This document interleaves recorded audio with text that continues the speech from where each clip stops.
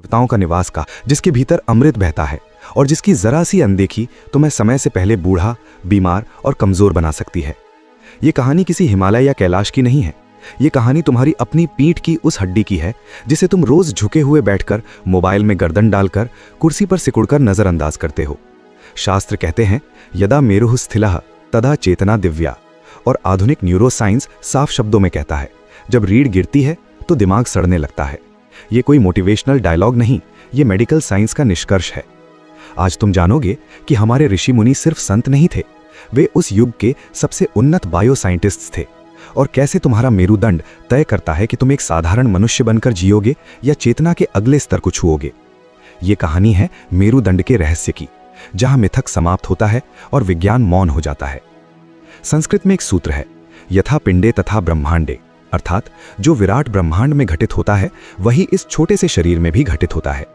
ऋषियों का सबसे बड़ा साहस यही था कि उन्होंने मानव शरीर को मांस और हड्डियों का ढांचा नहीं माना, बल्कि चलता फिरता ब्रह्मांड कहा। और इस ब्रह्मांड की धुरी, इसका केंद्र, इसका संतुलन था मेरुदंड।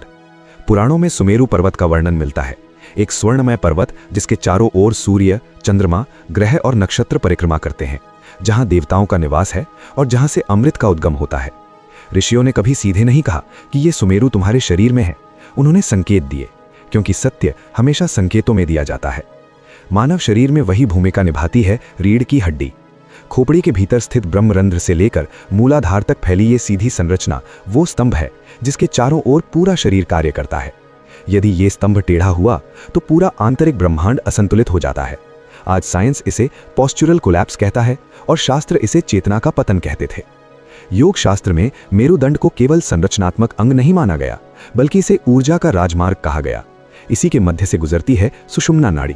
हठयोग प्रदीपिका स्पष्ट कहता है, यावत् प्राणः सुषुम्नया न प्रविशति सर्वथा तावत् कालस्य भयं तस्य। अर्थात जब तक प्राण सुषुम्ना में प्रवाहित नहीं होता तब तक मनुष्य समय, बुढ़ापे और मृत्यु का दास बना रहता है। यहाँ प्राण का अर्थ केवल श्वास नहीं है, ये उस लाइफ फोर्स का नाम है जिसे आज science neural current, electrochemical signal और बायो एनर्जी कहता है।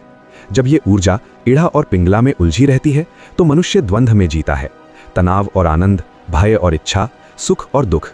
लेकिन जैसे ही यही ऊर्जा मेरुदंड के मध्य सुषुम्ना में बहने लगती है, मनुष्य द्वैत से परे चला जाता है। यही अवस्था शास्त्रों में तुरीय कही गई है। कठोपनिषद और भगवद गीता शरीर को एक उल्टे वृक्ष के रूप में वर्णित करते हैं। ऊर्ध्व मूलम अधा शाखम, जिसकी जड़ें ऊपर हैं और शाखाएं नीचे।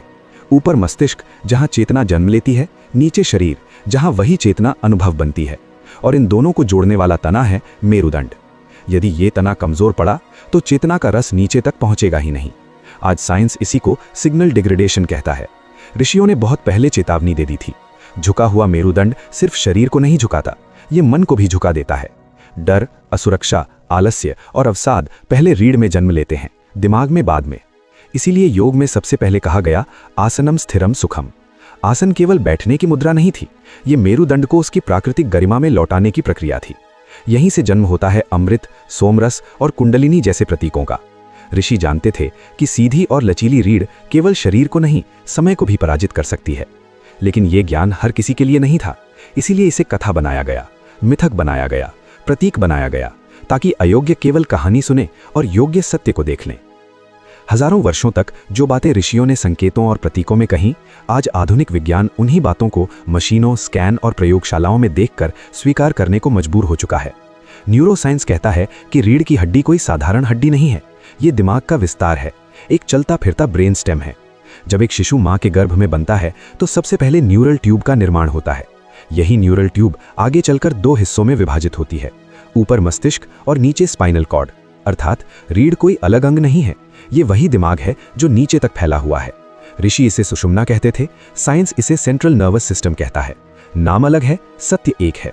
यही वो सुपर हाईवे है जहां से दिमाग शरीर के हर अंग को आदेश भेजता है और शरीर हर अनुभव की सूचना दिमाग तक पहुंचाता है। अब यहां असली खेल शुरू होता है। साइंस कहता है कि जैसे ही रीढ़ की हड्डी अकड़ती है, दबती है या गलत मुद्रा में जाती है, नर्व सिग्नल्स में रुकावट आने लगती है। इसे नर्व कंप्रेशन कहा जाता है। नतीजा ये होता है कि अंगों तक सही सिग्नल नहीं पहुंचता, मसल्स कमजोर होने लगती हैं, हार्मोनल बैलेंस बिगड़ने लगता है और शरीर धीरे धीरे एजिंग मोड में चला जाता है। ऋषि यही बात सरल शब्दों में कहते थे, प्राण का प्रवाह रुक गया है। अब आते हैं उस रहस्य पर जिसे शास्त्रों ने अमृत कहा और साइंस सेरेब्रोस्पाइनल फ्लूइड कहता है। मानव मस्तिष्क और रीढ़ की हड्डी के चारों ओर एक पारदर्शी स्वच्छ तरल निरंतर बहता रहता है। ये तरल सिर्फ सुरक्षा के लिए नहीं है, ये पोषण देता है, कचरा साफ करता है और न्यूरॉन्स को जीवित रखता है। आधुनिक विज्ञान ने 2012 में एक चौंकाने वाली खोज की जिसे ग्लिम्फेटिक सिस्टम कहा गया।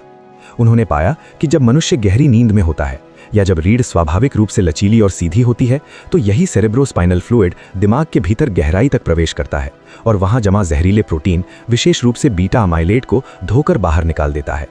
यही बीटा अमाइलेड अल्जाइमर और डिमेंशिया जैसी बीमारियों का मुख्य कारण है। अब यहाँ ऋषियों की भाषा समझो।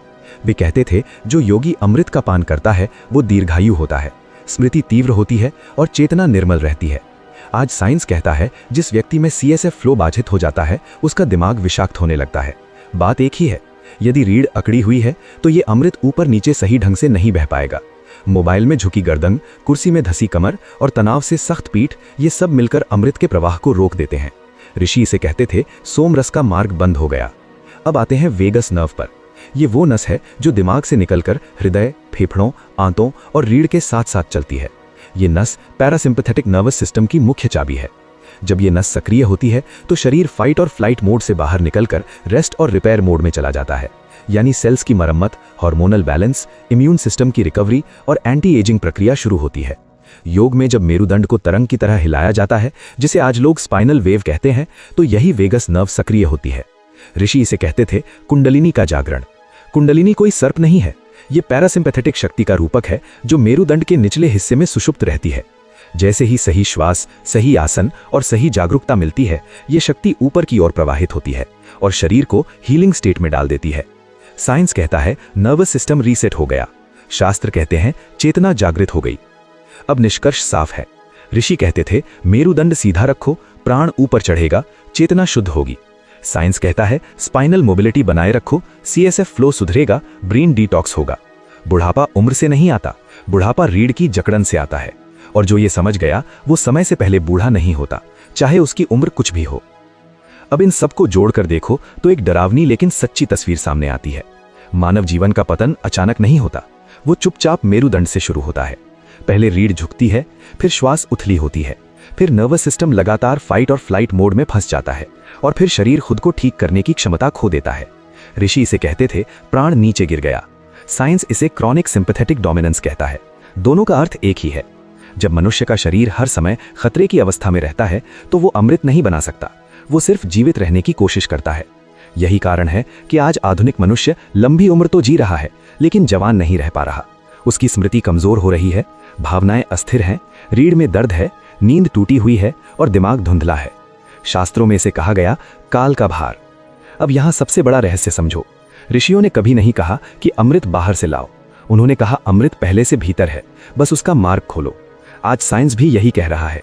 CSF कोई दवा नहीं है, ये शरीर खुद बनाता है। ग्लिम्फेटिक सिस्टम कोई मशीन नहीं है, ये स्वाभाविक प्रक्रिया है। वेगस नर्व कोई रहस्यमयी नस नहीं है, ये हर मनुष्य में है। अंतर सिर्फ इतना है कि आधुनिक जीवन शैली मेरुदंड को बंद कर देती है और यौगिक जीवन शैली उसे खोल देती है। अब यही वो बिंदु है जहां कहानी समाधान में बदलती है।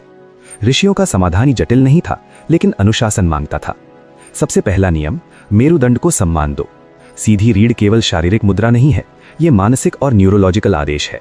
जब तुम रीढ़ सीधी करते हो तो दिमाग को संकेत जाता है कि खतरा टल गया है, पैरासिम्पैथेटिक सिस्टम सक्रिय होने लगता है।